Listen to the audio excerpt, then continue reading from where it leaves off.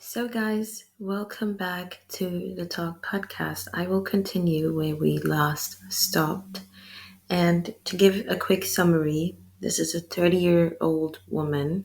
She's been engaged twice, as she said, almost three times. And to be honest, that is nothing to brag about, right? I'll get to that why I think it's nothing to brag about because it just shows how confused you're going through life. But I'm going to get to that at some point. Um, Also, this is a woman who wants a man to put her on a pedestal, which if we're all very honest, I can understand that to some degree. Who does not want their partner to just love them, admire them, you're the prettiest, you're the best, and all that good stuff. If that's what you mean, I get that. But putting someone on a pedestal is actually a bit insane. So that's what she wants, in a sense of adore me, be obsessed with me, and we all know that things like that can go left in some cases. I'm sorry, I watch a lot of crime shows, but let's put it this way: she wants men to put her on a pedestal, right? And for what I'm taking, you actually had men who were willing to do that, right? You were in relationships with XYZ man, and she even wants men to wait a certain amount of time, which is valid for whatever kind of standards and morals and values that she has. And they obviously went through with that. Otherwise, we wouldn't have the fact that you were engaged to this man, right? There was something that they were doing right. There was something that was going the right way. And they put you on the pedestal in the sense that, yes, they showed up and did the next step by saying to the world and to you, you are my woman. I want to make you my wife. I'm proposing to you. I'm going down on one knee and all that good stuff, right? So you got that pedestal treatment twice, right? And you would drop these men. So I don't know. It just, as I said, it's a lot of confusion going on. And the reason why I think this is nothing to brag about is actually sad, right? Some people might think, oh my God, men want her. They all are coming to propose to her. But no, it just speaks volume that you're a woman who is either entertaining men that she is not interested at all, and speaks a lot to your character. And also, these men are someone's son, and you're just wasting their time as well. Not only that, you're wasting your own time by just sitting in something, pursuing that forcefully, knowing that that is not actually what you want, right? So I don't think that's funny. I don't think that's something to brag about. People actually brag about it if they get married and they hold the marriage for long term and create a family. That is something to brag about. But playing with people's emotions and time and your time, and then possibly the effort and expenses that comes along with it, and the other extended family and friends involved, and you're just making a joke out of this at this point, and kind of like, oh, almost three times, like, I don't know, it's really not funny. But let's start and see where this goes, guys. I'm sorry for talking this long, but as I said, I hope you guys like it. Oh no, it didn't stop. So why'd you break it off? If it was good enough to accept the ring, why was it not good enough to go through with the marriage? The reason is because he and I were not compatible.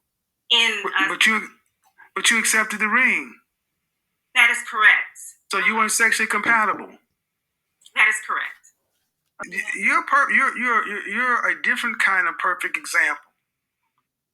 38-year-old woman who should 70, 80 years ago, you'd have been married a long time ago. But it has become so complex. I mean, you're accepting engagement for people you're not sexually compatible with. This doesn't work, that doesn't work. I'm too picky, and so forth. You know what that ends up being, is, ma'am? That's what that ends up being. Buy a dog, die alone. That's what this ends up being. Because at 40 years old, almost 40 years old, you become more difficult, not less. Have you had therapy yet? No. I think it would be wise. Why? To find a man? Excuse me? To find a man? Yes. That's why I need therapy, to find a man? No, you need therapy, period. Well, there's a... Why is that? Okay, let's stop right there. Seriously, ma'am. Why is therapy insulting to so many black women? Like, you're a woman. Why is that insulting to you? No, I'm not insulted at all. I wanted to be a therapist. I was just asking, are you saying I need therapy to find a man? Honestly, lucky she did not turn out to be a therapist. I'm sorry to say it, but like, The reason why he's proposing therapy for you is because you're just all over the place. You're a almost 40-year-old woman who really just has no idea of what life you're setting up for yourself or the life you're actually living. She's still stuck in some kind of um, glitz and glamour, everything can happen, whatnot, right? She is the perfect example, as he said. And this is not funny. And the reason why I think this is a um, great example for us to learn, whoever out there thinks that they might learn something out of this, is we see younger women doing this already. We all are going to turn 38, 40, and whatnot at some point, hopefully, right? We want to hope to enjoy life and get to these ages, but it's going to happen really quick. It happens quicker than we all thought. Like, think about it, when you were a teenager and then you, boom, suddenly you're like in your mid 20s and you're like, oh, thinking back, you did not expect that it happened so quickly, right? And then we also see that so many young women already are living by this weird standard on setting the wrong priorities. Even if they do have some way, shape of guidance, they choose to do what they want to do, which, as I said, everyone can do whatever they want. But people are really not ready for the outcome, okay? So this has nothing to do per se with the Steve Harvey book or her mom. And we didn't even get into the nitty gritty of the examples that her mom or dad are setting for her, right? But we know that they are married, right? And they're still married. So the mom telling a daughter when she was younger to wait before being sexually intimate with any kind of man in any shape or form is a smart thing to get from a mom as an advice, right? Just don't give it up to anyone, be protected, you can get pregnant, all that good stuff. We all understand that and makes sense. Now, do people want to argue about the 90 days or not? Do people want to argue about, oh, I want to get married first before doing that? That is everyone's choice to make, okay? But obviously, you're coming from a household where your parents have showed you good example. To me, I said I've seen the whole clip before. You will find out as well. But this just sounds like someone who thinks they're better than their parents, right? You're looking down on what your parents actually have because you're thinking you're living in this delusion, in this bubble that they could have done better. You can do better, right? You just have more time to pick better. You just don't need all of this, right? So that's what I'm getting out of that. But let's keep it rolling. Well, you need something. You need something. How about that? You need something because what you're doing ain't working. That's fair. And what I'm listening to, ma'am, is a woman who's been engaged to my best friend, such and so forth. You know all these things.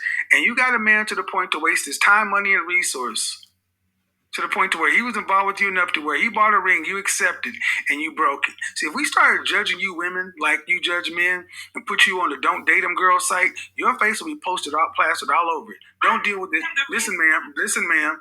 Listen, you broke off 2 engagements. One from a best friend. I'm sorry, that's a trash ass reason. And why'd you break up the second one?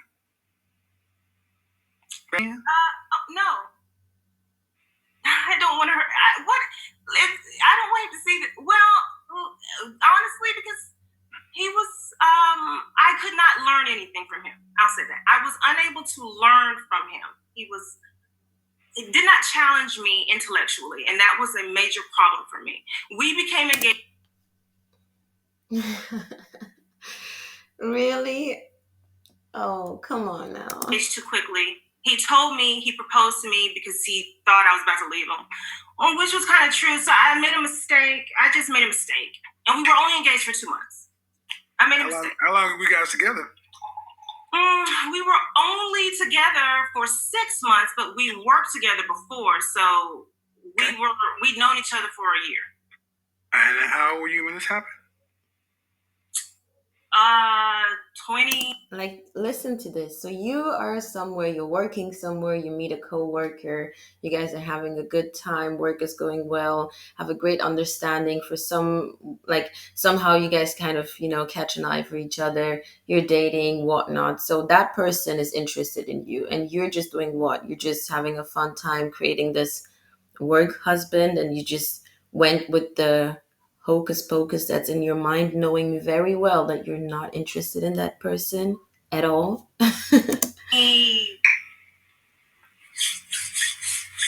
4, 5? I don't remember. It was a long time ago. I hadn't been engaged for a while. The third almost engaged. Hold up. So what was the first? And look about what we're talking. Like, you're now 40, okay? 38 is 40, let's say it. And you're talking about all these engagements that happened, one when you were like in your high school slash pre-college phase, right? It had was zero meaningful for you because of whatever kind of connection that was lacking, okay? And the second one when you were like in your early 20s, which is 20-ish years ago, and up till then you just had no growth personality wise or in relationship, and now we're bringing up this so-called almost engagement, the third one. Oh god. First time you were engaged? I was in college, but he was my high school sweetheart. But I must. So hold on. We're 20. So you were engaged to a high school / college sweetheart, but you and not him together because you guys weren't physically compatible. Trash ass reason, but okay. Then a guy you knew for a year, but he didn't challenge you intellectually. What did he do for a living? I'm in education. No, what did he? Look, he's asking. He didn't challenge you intellectually. This guy just wasn't smart enough for you, right? You couldn't learn anything. What do you do for a living? And the fact that she has to like laugh, right, before giving an answer just tells it all to me. What did he do for a living? Oh, what did he do? Mm-hmm. He the second one yes. We worked for a. So you're both teachers. No. I'm not a teacher, but we worked for a residential treatment facility for kids. Okay. And you're in education. What do you do now? I am in administration. So she works in some government kind of office, right? Doing administrative work. And the fact that she has to laugh about it herself. I mean, I'm not saying anything about that job, okay? But the fact that she is laughing about it, and you're talking about someone couldn't challenge you intellectually and whatnot, but that person that you're actually talking about was that person you met in the same job that you're doing. So I'm not saying that people don't read other books at home in their free time and can be, interested to just challenge themselves intellectually, but man, what are you saying? What did I tell you guys? Black women are married to the system. That's your husband. Put him in place, put him in charge of whatever I said last broadcast. That's what they are. Because you're getting rid of men because of sexual incompatibility, and a lot of women say, well, that's an important part, okay? Then the man, that last man, you were both doing a similar job, so he was a stable man, though, financially. As stable as you, at least. Who's a stable? Well, I'm sorry, but did you guys see that? Like, what were you thinking in your head, man? You were trying to make up something. She was trying to make up something like, he wasn't financially stable. But remember, you guys were making the same job. And in some episode, I heard someone talking about I heard someone talking about how we women, right? Women do not identify with being broke. And that is so true. We just don't do it. We don't like it, right? We might be doing the same work, or we might be even in a lower position, but yet we'd find women talking down on someone being, oh, he's just broke, but you're in the same shoes. There wasn't a lot of money in that job. I didn't say. I said as stable as you, at least. That's correct. You're right. Because if you were in it, he was in it, and you were stable, right? Yes, I was. So because he wasn't.